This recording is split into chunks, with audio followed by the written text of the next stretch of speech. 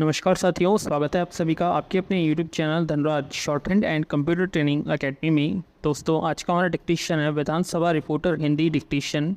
गति 140 शब्द प्रति मिनट। Be ready. 3, 2, 1 स्टार्ट। महोदय, अमेरिका की सहायक विदेश मंत्री और दक्षिण एशिया मामलों की प्रभारी ने भारत पाकिस्तान के बीच कश्मीर सहित अन्य विवाद को हल कराने में उनकी तरफ से मध्यस्थ करने संबंधी किसी भी संभावना से इनकार कर दिया है। उन्होंने परमाणु अप्रसार के बारे में कल आयोजित सम्मेलन में स्पष्ट रूप से कह दिया था कि वह दोनों देशों के अंदर चल रहे विवादों को हल कराने के संबंध में कोई भूमिका अदा नहीं करेगा। इस संबंध में सबसे पहले भारत और पाकिस्तान अपने आपसी मतभेद मिटाने के लिए पहल करे, उसी आधार पर उनकी सहायता की जा सकती है। आज एक दशक पहले की तुलना में समस्या का समाधान और मुलाकात कराने के लिए उपयुक्त वातावरण है। जहां तक मैं समझता हूं कि शीत युद्ध समाप्ति के बाद से दक्षिण एशिया की परिस्थितियों में काफ़ी कुछ बदलाव आ गया है। उन्होंने इस बात की तारीफ करते हुए कहा है कि भारत में शुरू किए गए आर्थिक उदारीकरण ने अहम भूमिका अदा करते हुए अच्छा प्रदर्शन किया है।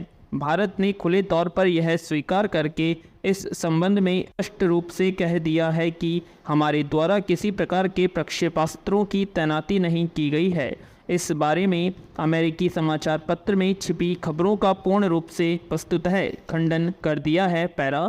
परमाणु अप्रसार संधि के बारे में कल आयोजित सम्मेलन में परमाणु प्रक्षेपास्त्र के क्षेत्र में संयम बरतने के मामले में भारत पाकिस्तान की सराहना करते हुए बताया गया कि भारत ने 1974 के बाद कोई परमाणु परीक्षण नहीं किया है। इस बारे में न तो भारत ने और न ही पाकिस्तान ने यह घोषणा की है कि वे परमाणु शक्ति संपन्न राष्ट्र है। दोनों ही देश किसी दूसरे देश से अपनी परमाणु प्रौद्योगिकी का आदान प्रदान कर रहे हैं और उन्होंने अपने 300 प्रक्षेपास्त्र तैनात करने से भी इनकार किया है।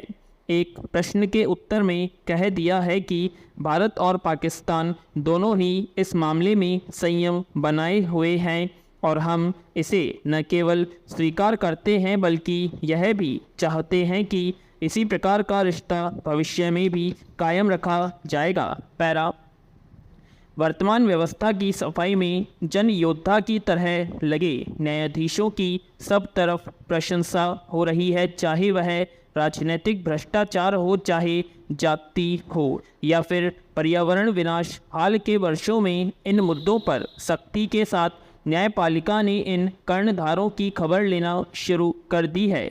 अब सवाल यह उठाया जा रहा है कि सख्त फैसले सुनाने वाले न्यायाधीशों को जनता के प्रति जवाबदेह होना चाहिए या नहीं। यह सवाल तब पैदा हुआ जब तमिलनाडु के 7 वकीलों की ओर से एक जनहित याचिका दायर की गई थी, जिसमें एक संदिग्ध चरित्र वाले व्यक्ति को हाईकोर्ट का न्यायाधीश नियुक्त किए जाने को लेकर चुनौती दी गई थी। सुप्रीम कोर्ट ने संबंधित जनहित याचिका पर विचार करने से साफ तौर पर इनकार कर दिया था। इस याचिका में यह सवाल उठाया गया था कि जिस अदालत के न्यायाधीश को संपत्ति के मामले में हाईकोर्ट द्वारा दोषी ठहराया जा चुका हो, उसको उसी हाईकोर्ट में न्यायाधीश बनाना उचित हो सकता है। पैरा। इस बात पर न्यायिक जवाबदेही समिति भी सक्रिय हो गई।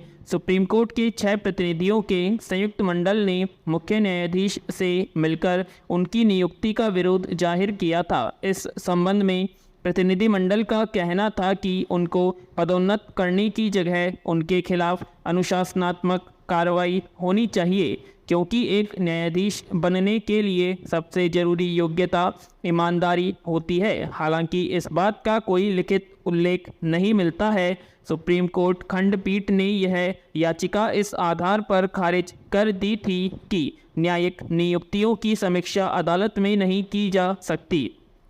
याचिका खारिज करने वाली पीठ के अध्यक्ष, जो कि अगले साल देश के मुख्य न्यायाधीश का पद संभालने जा रहे हैं, भ्रष्टाचार के खिलाफ जारी अदालती जिहाद के सुखद दौर में इस फैसले पर कानूनी हलकों के लोग हैरानी कर रहे हैं। जहां तक इस निर्णय का सवाल है, यह अदालती मुहिम की भावना के प्रतिकूल सिद्ध हो रहा है। आज जो न्यायाधीश दूसरों को उपदेश दे रहे हैं लेकिन उन्हें खुद पर लागू नहीं कर पा रहे हैं, यह बड़ी दुख की बात है।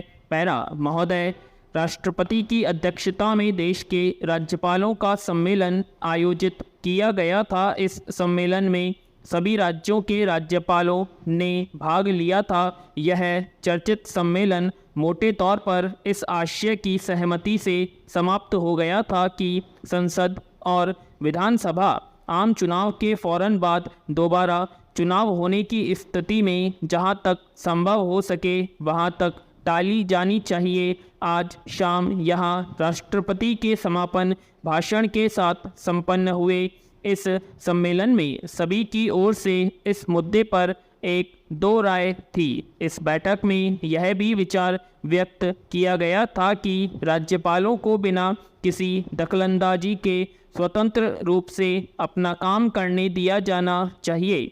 आखिर राज्यपाल की भी अपनी एक स्वतंत्र हैसियत और गरिमा होती है। पैरा सम्माननीय राष्ट्रपति जी ने अपने समापन भाषण के दौरान कहा था कि प्रमुख राजनीतिक दलों के नेताओं ने सम्मेलन में साफ ढंग से जो सोचे समझे विचार व्यक्त किए हैं उससे विचारणीय विषय को महत्वपूर्ण आयाम मिला है। मेरे विचार से यह सम्मेलन समझ और आकलन की व्यापक प्रक्रिया शुरू करने में सहायक सिद्ध हुआ है।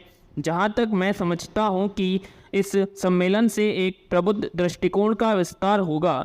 यहाँ पर राष्ट्रपति महोदय ने अपने उद्बोधन में कहा कि राज्यपालों के 2 दिन के इस सम्मेलन में जो कुछ विचार विमर्श हुआ उससे विशेष परिस्थितियों में संविधान के क्रियान्वयन में पारदर्शिता के साथ साथ आसान तरीके से संचालित करने में बहुत मदद मिलेगी। पैरा यह सम्मेलन महामहिम राष्ट्रपति महोदय के द्वारा किसी दल को लोकसभा या विधानसभा में पूर्ण बहुमत न मिलने की स्थिति में संवैधानिक प्रमुख की भूमिका के बारे में विचार विमर्श के लिए बुलाया गया था। राष्ट्रपति जी ने अपने समापन भाषण के दौरान कहा कि इस सम्मेलन में एक संवेदनशील और जटिल विषयों पर बेहतर ढंग से गहन विचार विमर्श हुआ है।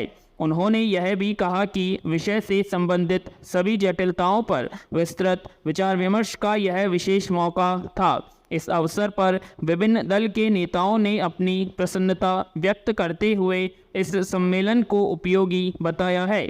सम्मेलन में इस बात पर आम सहमति व्यक्त की गई थी कि सरकार को विश्वास मत मिल जाने के बाद ही अभिभाषण दिया जाना चाहिए। पैरा आज भारत के रक्षा मंत्री श्री यादव की रूस यात्रा के दौरान दोनों देशों के बीच रक्षा सहयोग बढ़ाने की दृष्टि से हुई सहमति को व्यावहारिक रूप देने के लिए अधिकारियों का एक उच्च स्तरीय दल अगले माह मास्को जाने वाला है। यह बात उन्होंने रूस की 5 दिवसीय यात्रा से आने के बाद आज यहाँ प्रेस वार्ता में कही थी कि रूस ने भारत को आधुनिक रक्षा सामग्री और उपकरण देने के लिए पेशकश की है। मानना पड़ेगा कि हमारे यहाँ देश के लिए खुशी की बात है। अब हमें केवल यह तय करना है कि हम रूस से कौन कौन से हथियार खरीदना चाहते हैं। इस संबंध में अधिकारियों का एक दल भारत रूस संयुक्त कार्य दल की बैठक में हिस्सा लेने मास्को रवाना होने की संभावना व्यक्त की जा रही है। ऐसी संभावना है कि आवश्यक हुआ तो वहीं पर यह दल अपनी आवश्यकता के आधार पर हथियारों की खरीदी को अंतिम रूप दे सकता है। इन हथियारों की खरीदी के बारे में संवाददाताओं के बार बार पूछे जाने पर कि रूस से भारत क्या खरीदने वाला है, तब उन्होंने बताया कि सशस्त्र सेनाओं के लिए जिन हथियारों की आवश्यकता होगी उन्हीं हथियारों को खरीदा जाएगा। ज़रूरतमंद शस्त्रों की आवश्यकता पूर्ति करने में संसाधनों की कमी को बाधा नहीं बनने दिया जाएगा। रूस के साथ संभावित रक्षा सौदे के बारे में अलग अलग तरह के प्रश्नों का उत्तर देते हुए कहा कि यात्रा सौदे के लिए नहीं की जाती है बल्कि नीतिगत मुद्दों को अंतिम रूप देने के लिए की जाती है और यह काम उन्होंने अपनी यात्रा के दौरान किया है। इसके तहत हमने आपसी सैन्य तकनीक सहयोग सन 2010 तक बढ़ाने का निर्णय लिया है। इसके अंतर्गत सैन्य आपूर्ति तकनीक सहयोग, विशेषज्ञों का आदान प्रदान और दोनों देशों की सेनाओं के बीच आपसी सहयोग शामिल है। पैरा, जहाँ तक मैं समझता हूँ कि रूस और भारत विश्व शांति के पक्षधर हैं, एक दृष्टि से मध्य और पूर्व एशिया के बारे में दोनों का दृष्टिकोण एक समान है। रक्षा मंत्री की यात्रा से दोनों देशों के बीच ऐतिहासिक संबंधों को और मजबूती मिली है। इससे हमारे देश के अंदर नया विश्वास पैदा हुआ है। पूर्ण विराम।